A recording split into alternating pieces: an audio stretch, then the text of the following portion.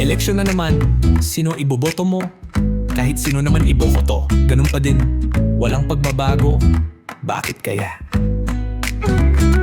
Red flag daw ang kandidatong malakas kumastos sa kampanya.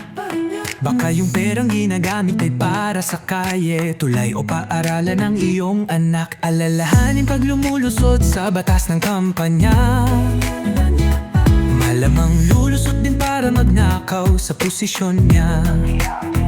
Kung gusto mo ng pagbabago, simulan mo kung paano ka bumoto. Kung gusto nyo ng magandang buhay na hindi umaasa sa iba, huwag padala sa pera at sa magarbong kampanya.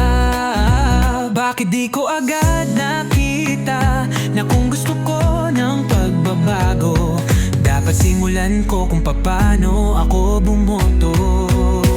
Pagboto ko ang problema,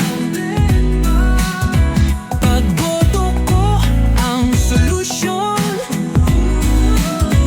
Para makaon ng pagbabago, bumoto ayon sa pinag-aaralang desisyon.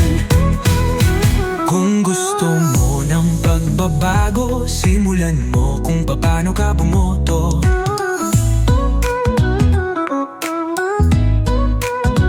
Kung gusto mo ng pagbabago, simulan mo kung paano ka bumoto.